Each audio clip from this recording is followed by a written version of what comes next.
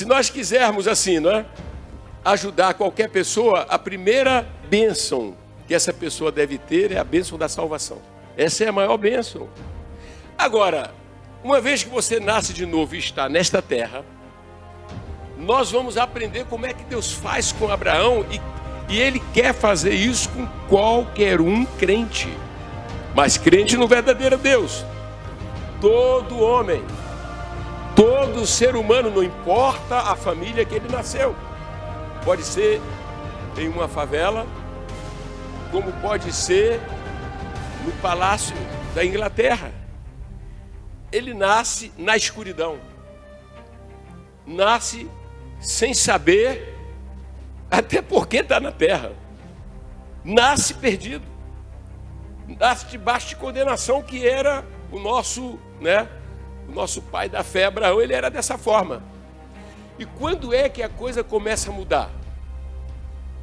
É quando um dia ele presta atenção e ouve a voz de Deus. E ouve uma palavra de Deus.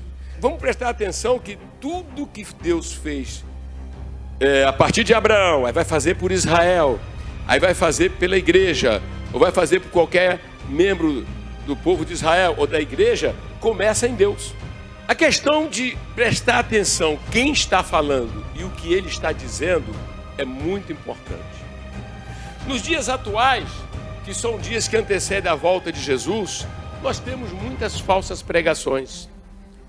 Nós temos muitas falsas mensagens. Nós temos, lamentavelmente, muitos falsos pregadores.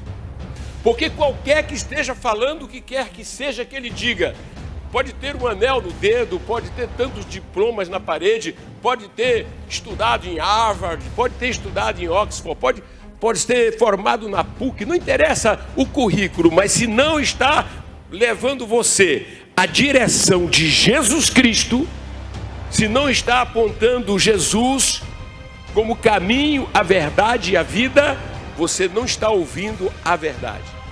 E a Bíblia diz: conhecereis a verdade e só a verdade libertará.